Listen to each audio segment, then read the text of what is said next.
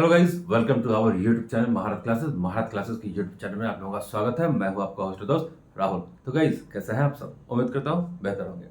तो जैसा कि सबको पता है कि अभी बिहार में बीपीएससी ने क्या किया, अभी टीचर के लिए जो भी बहाली आएगी वो बीपीएससी कंडक्ट करेगी और इसके लिए हमारा सिलेबस भी लगभग जारी हो चुका है। पूरी तरह से नहीं है बट लगभग हमारा सिलेबस जारी हो चुका है, जिसमें आपको भी पता है कि जीके और जीएस पेपर 1 के लिए काफी इंपॉर्टेंट हो गए। अब जीके जीएस हो या पार्टिकुलर आपका पेपर 2 के लिए कोई एक सब्जेक्ट हो, आपको दोनों मिलकर तैयारी करना होगा, है ना। क्योंकि जीके और जीएस की अगर हम बात करते हैं तो इसमें एसएसटी है, साइंस भी है ना, करंट भी पढ़ना है और अदर भी आपको इसमें बहुत कुछ पढ़ना पड़ जाएगा। मैथ हो गया, रीजनिंग हो गया, है ना। लैंग्वेज भी आपको देख रहे हैं कि इंग्लिश और हिंदी दोनों की बात हो गई है। तो आज जो मेरा टॉपिक है वह ज्योग्राफी बेस होगा। ठीक है, आज मैं ज्योग्राफी का एक टॉपिक लेकर आया हूं और इसको आज हम लोग पढ़ेंगे। ठीक है, इस ज्योग्राफी में आज हम लोग स्टार्ट करेंगे पृथ्वी की आंतरिक संरचना। क्या पढ़ेंगे? पृथ्वी की आंतरिक संरचना को पढ़ेंगे। और इसके लिए हम लोग क्या करेंगे, एक छोटा सा सर्कल बनाना है हमें। उसके बाद क्या करना है, थोड़ा सा ऐसे कट का सिंबल दे देना है और यहाँ पे हमें बनाना है एक पतला सा लाइन। ठीक है, उसके बाद एक लाइन इधर बनेगा और ये हमारा एज इट इज रह जाएगा। इसको पढ़ने के लिए तो ऐसा किया गया है। अब एक चीज बताओ कि पृथ्वी जो है उसकी जो आंतरिक संरचना है वह प्लेट पर आधारित है। मीन्स कि एक प्लेट, दो प्लेट, तीन प्लेट, चार प्लेट, यानी कि एक मोटा मोटा परत है पृथ्वी के नीचे। चट्टानों की एक मोटी मोटी लेयर है, चट्टान है, मिट्टी है, गाद है, पानी है, अंदर बहुत कुछ है। ये सभी किस पर आधारित टिका हुआ है? एक प्लेट पर टिका हुआ है।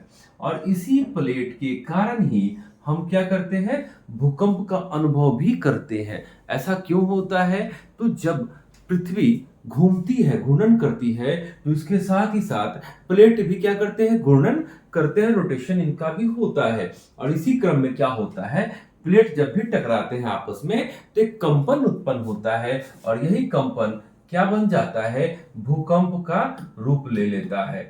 ठीक है, ये आगे भूकंप में हम लोग पढ़ेंगे। अब आंतरिक संरचना की अगर बात करें तो ये सबसे ऊपर का परत क्या कहलाता है, भूपर पट्टी। ठीक है, भूपर पट्टी, अंग्रेजी में इसको बोलेंगे क्रस्ट। ठीक है, ये हमारा क्या हो गया, क्रस्ट हो गया। उसके बाद दूसरा जो लेयर आता है उसको बोलते हैं मेंटल।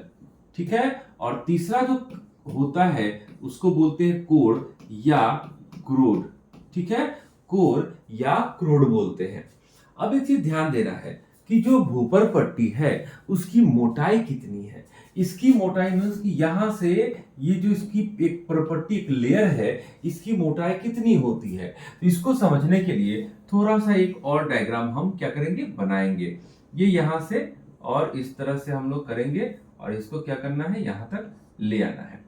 अब बात ये आती है कि भाई ये पृथ्वी है तो इसका भूपर पट्टी है, फिर यहां काटने की क्या आवश्यकता हो गई, तो यहां पे हम क्या करेंगे, एक इस तरह से सागर या महासागर की आकृति बना देंगे।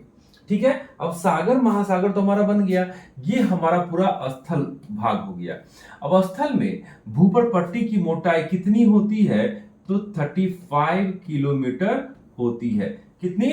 35 किलोमीटर। जबकि समुद्र में क्या होता है, तो यहां केवल 5 किलोमीटर इसका क्या होगा, मोटाई होगा। ठीक है, दूसरा चीज क्या देखना है कि इस भूपर पट्टी में दो तत्व की प्रधानता होगी, एक सिलिकॉन और एक एल्यूमिनियम, जिसको हम लोग क्या कहेंगे, सियाल कहते हैं। ठीक है, सियाल हो गया। दूसरी बात और भी इंपॉर्टेंट इसमें यह हो जाता है कि इसमें तो सियाल हमें आराम से पता चल गया भाई कि भूपर पट्टी में सिलिका और एल्यूमिनियम की प्रधानता है। लेकिन जैसे हम समुद्र के धरातल में चलते हैं तो यहां पर समुद्र के पानी में क्या पाया जाता है, मैग्नीशियम भी पाया जाता है। ठीक है, अब मैग्नीशियम का सूत्र होता है Mg, लेकिन पढ़ने के लिए पढ़ने में सुविधा हो इसलिए इसको हम लोग क्या लिखते हैं, Ma, क्योंकि सीमा है ना, सिलिका और मैग्नीशियम की बात होती है। तो यहाँ पर समुद्र के तलहटी में सिलिका और मैग्नीशियम की प्रधानता होगी। ठीक इसके नीचे क्या होता है, मेंटल होता है। ठीक है, मेंटल की मोटाई कितनी, 2900 किलोमीटर। और इस मेंटल में सिलिका और मैग्नीशियम यानी कि सीमा या सीमा की प्रधानता होती है। क्या होती है, सीमा या सीमा की प्रधानता होती है सिलिका और मैग्नीशियम। इधर क्या था, इधर सियाल था, तो सिलिका और एल्यूमिनियम। ठीक है, चलिए अब हम बात करते हैं कोर की। कोर क्या होता है, यह क्रूड है जो कि पूरा का पूरा क्या है, सेंटर है। पृथ्वी के बीच का आंतरिक भाग जो बीच का सेंटर है, जिसको कोर या क्रूड कहते हैं, जहां कोई भी पदार्थ लिक्विड फॉर्म में होता है। ठीक है, और इसमें निकेल और फेरस की प्रधानता होती है, जिसको हम लोग क्या कहते हैं, नीफे भी कहते हैं। ठीक है, यहां पर कोर में क्या हो गया, इस वाले पार्ट में निकेल और फेरस की प्रधानता हो गई। ठीक है, तो निकेल और फेरस अब समझ में आया। और यहां पर कोई भी पदार्थ, जो भी पदार्थ होगा वह लिक्विड फॉर्म में होगा, और यही हमारे लिए क्या बन जाता है, लावा का रूप ले लेता है। यही लावा है जो कि ज्वालामुखी विस्फोट के बाद बाहर निकल के, इस तरह से बाहर निकल के क्या होता है, सामने आता है, और एक ज्वालामुखी चट्टान, ज्वालामुखी पर्वत है ना, ज्वालामुखी पहाड़ का निर्माण हो जाता है। और यह जो मुंह होता है इसका ऊपर का, इसको बोलते हैं क्या, क्रेटर। यहीं से लावा का स्राव होता रहता है। ठीक है, तो ये हमारा क्या था, पृथ्वी की आंतरिक संरचना। ठीक है, अगर ये समझ में आ गया तो काफी अच्छा है। इसके बाद हम लोग क्या पढ़ते हैं, भूकंप के बारे में पढ़ते हैं। देखो भूकंप क्या है, तो भूकंप एक प्रकार का कंपन है। क्या है, कंपन है। किसकी वजह से, तो प्लेट के आपस में टकराने की वजह से। अब क्या करते हैं कि एक छोटा सा और डायग्राम हमें क्या होगा, बनाना पड़ेगा। ठीक है, यहां ध्यान देंगे हम लोग।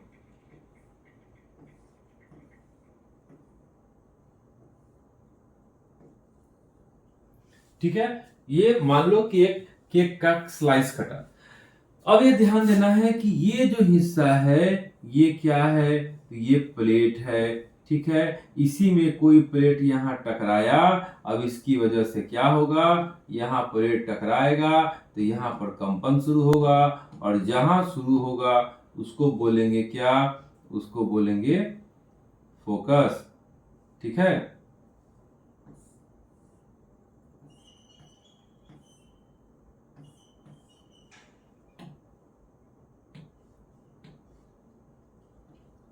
यहाँ पर कंपन प्रारंभ होगा, इसको कहेंगे उद्गम केंद्र। क्या कहेंगे, उद्गम केंद्र। ठीक है, और जो ऊपर का जो सतह होता है, यहाँ पर जो कंपन की अनुभूति होती है, इस बिंदु को क्या कहते हैं, तो इसको कहते हैं अधिकेंद्र।